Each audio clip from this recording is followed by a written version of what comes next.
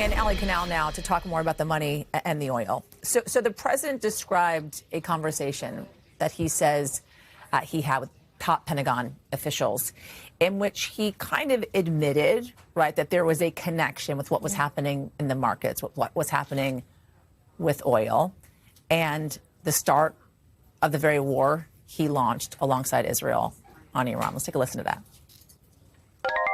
We can keep going and get that 50,000 up to 55 and 60 is no end.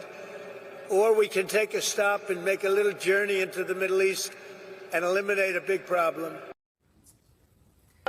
So when you hear that from the president, when you see his True Social post this morning, and then you hear him go on two networks, CNBC and Fox Business, as his first stops, what does that tell you about his motivation for this kind of stop down for the 5 days, especially as we saw markets rally a bit today?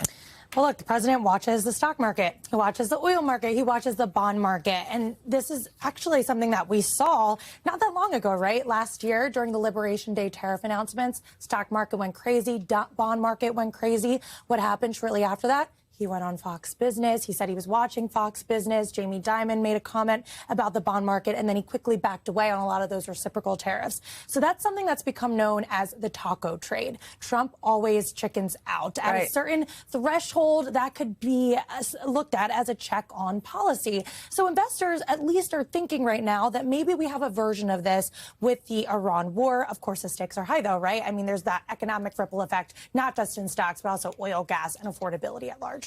I think one of the biggest issues here, though, it seems like for the president going forward and also lawmakers that are continuing to support this war is the fact that the market does not necessarily mean the economy, right? So even if the market rallies back today, it doesn't necessarily mean people are still feeling a little bit better when it comes to the economy, what's happening inside the economy. I think a reflection of that is, you know, for instance, today we're seeing the toll of higher gas prices, this offer from DoorDash to help out drivers, right? There is a real sense on the ground here, it seems, amongst Americans that the president is fighting this war overseas, and yet they have a tough time filling up their gas tank. Right. And DoorDash, that emergency relief program, offering things like 10% cash back on gas, weekly payments, depending on how far drivers go. And they had a version of this during the Russia-Ukraine war. So that just goes to show you the moment that we're in right now. We have gas prices that are hovering around $3.96 a gallon. That's over a $1 rise from where we were 1 month ago, which is truly unprecedented given the speed. So overall here, we're significantly ahead of where we started, even if we have